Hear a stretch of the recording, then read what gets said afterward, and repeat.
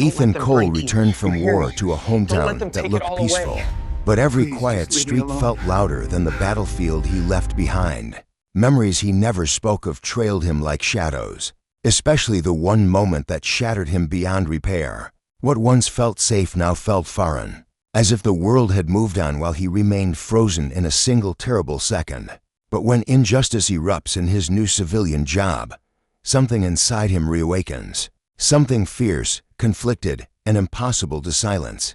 By day's end, Ethan realizes the war didn't stay overseas. It followed him home in ways he never expected. Ethan Cole stepped off the bus as if the ground beneath him did not belong to the same country he once fought for. Sunlight poured over the quiet streets of Willow Creek, a peaceful American town that had no idea how many ghosts he carried. Cars rolled lazily through the intersection, children laughed near the bakery, and a warm breeze stirred the trees, yet none of it touched him. His mind was still somewhere in the desert heat, in the ringing echoes of artillery, in the choking dust around him when everything changed. He kept walking, boots striking pavement with mechanical rhythm, like a soldier marching long after orders had stopped. People nodded politely as they passed him, recognizing his face, but not the fracture beneath it. His mother had told everyone that Ethan was home and safe, that he had survived, that he was doing fine. Safe felt like a lie. Fine felt impossible. The town felt smaller than he remembered, almost fragile. The diner he once visited after football games now looked like a stage set, artificial and distant. He caught the scent of coffee drifting from its open door, but the smell pulled him into memories he wished he could forget. A friend laughing beside him, the news of enlistment, the promise they made to always watch each other's backs. Only one of them had returned. Ethan turned away and kept moving, unable to face the weight of familiarity. His new job at a local warehouse was supposed to be a fresh start, an easy transition into civilian life, but the moment he stepped inside the building, he sensed something off. Workers moved with strained urgency, glancing nervously toward the supervisor's office. A voice barked orders from inside, sharp and demeaning, cutting through the air like shrapnel. The supervisor, Ron Maddox, emerged moments later, a thick-set man with a permanent scowl. He towered over a young worker who stood trembling with a stack of boxes in his arms. "I said hurry up," Ron snapped. "You think you're here to take a stroll? Move." The kid, maybe 17 at most, nodded quickly and stumbled forward. Ethan felt a familiar tightening in his chest. The tone, the aggression, the imbalance of power. It reminded him of moments overseas when fear ran deeper than orders. Something inside him stirred, something he had spent months trying to suppress. Ethan approached his assigned station, trying to focus on the simple task of scanning shipments. But Ron's voice kept slicing through the warehouse, each insult sharper than the last. The kid dropped a box, and Ron shoved him, knocking him off balance. Several workers froze, but no one intervened. Ethan's jaw clenched. His mind flashed back to a different place, a checkpoint, a civilian pleading, a friend stepping forward to calm the situation. Then the explosion, the dust, the scream he could never forget.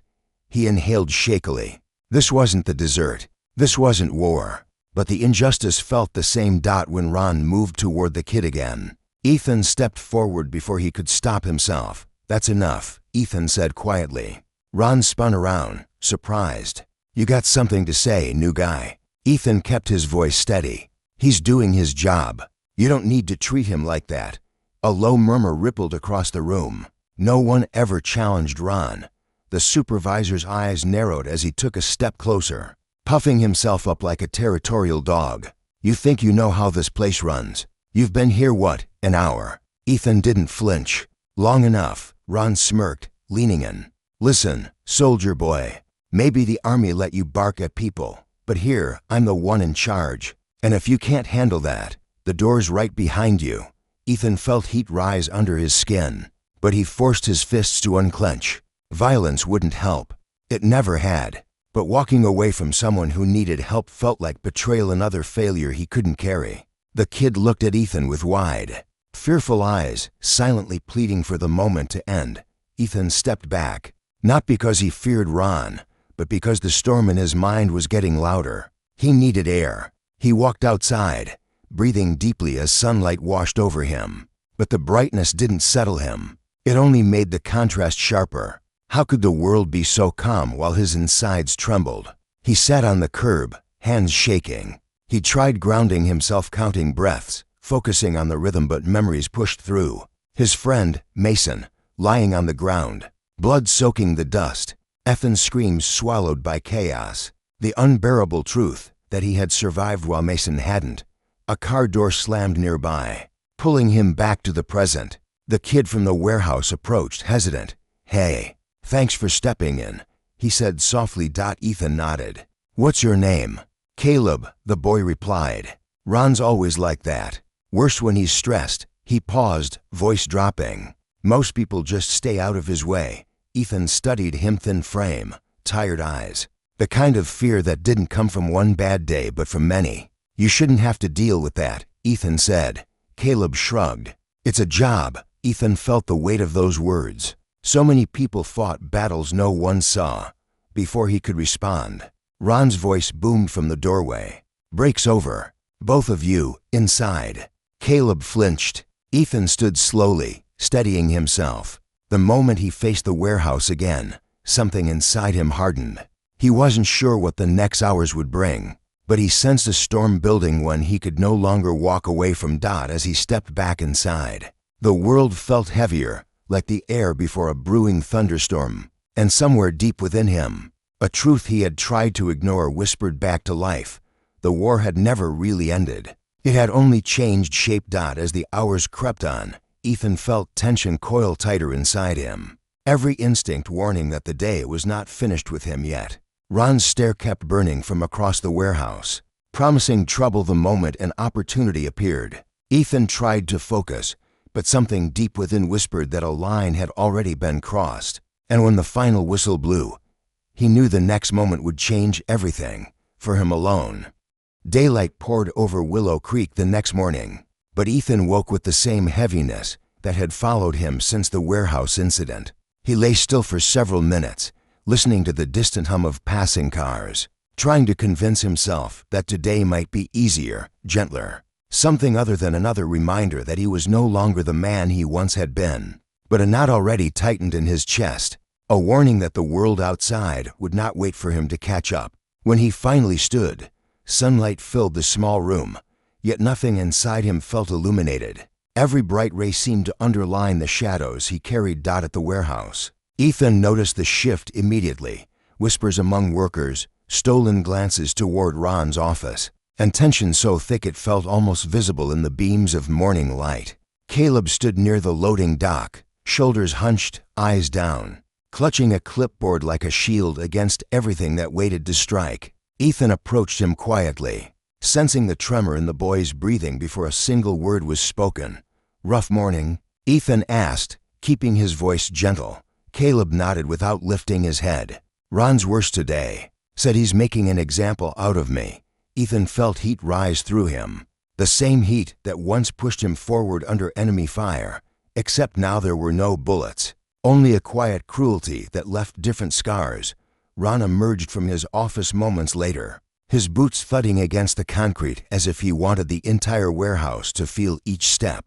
He spotted Ethan immediately, a smirk curling across his lips like a challenge finally accepted. "You ready to follow the rules today, soldier boy?" Ron asked loudly, ensuring the whole room heard. Ethan held his gaze. "I'm ready to work. Nothing more." Ron chuckled darkly, stepping closer, the stench of stale coffee mixing with an arrogance that made the air feel heavier. "Good, because that kid," he pointed at Caleb, "needs to learn what happens when someone slows me down." Ethan's pulse pounded, images flashing in his mind, a frightened civilian, a raised weapon, Mason stepping between them, his voice steady even in danger. Before Ethan could respond, Ron ordered Caleb to lift a stack of oversized crates, alone, something clearly unsafe for one person. Caleb hesitated, eyes darting to Ethan as if silently begging for help.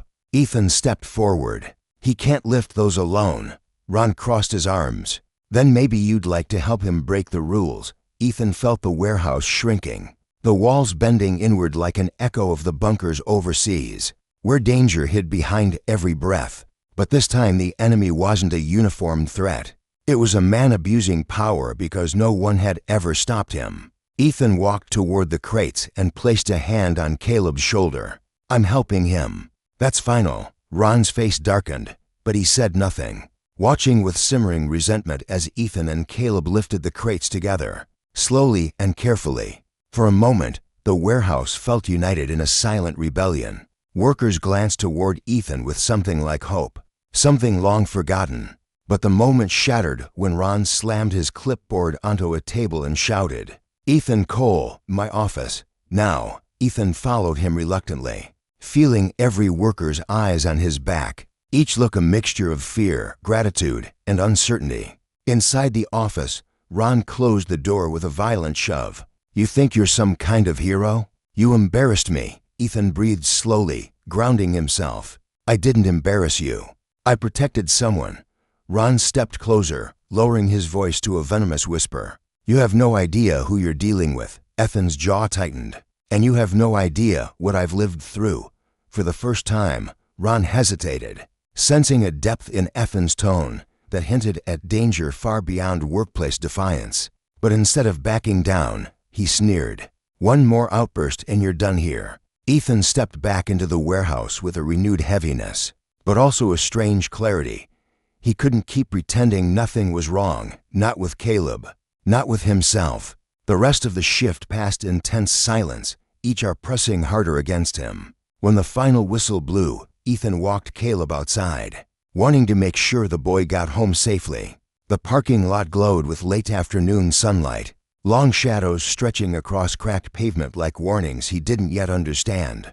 Caleb paused beside his bike, gripping the handlebars tightly. "He's not done with us, Ethan." Ethan looked around, sensing a stillness that felt unnatural, like the world was holding its breath. "Go home," Ethan said. "I'll handle whatever comes next." Caleb nodded reluctantly, then paddled away, leaving Ethan alone in the quiet glow of fading light. Ethan stood still, listening to the distant hum of traffic, feeling the weight of unseen eyes on him, eyes he feared belonged to a man who wouldn't let today go.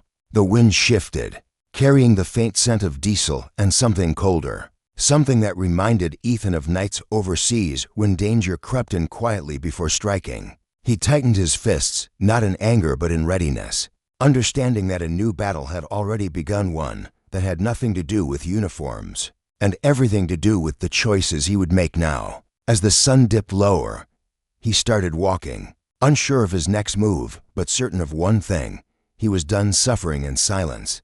But halfway down the road, he stopped because he heard footsteps behind him. Slow, deliberate, unmistakably intentional.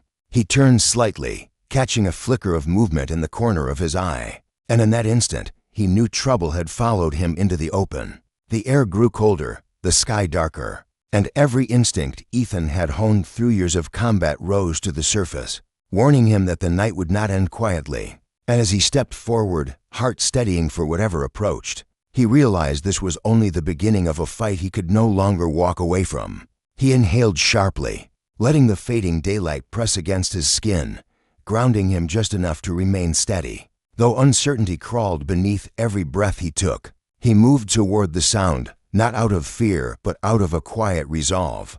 The same resolve that once guided him through smoke-filled nights, where hope felt impossibly distant. He felt the moment harden around him, urging him forward toward whatever waited ahead there.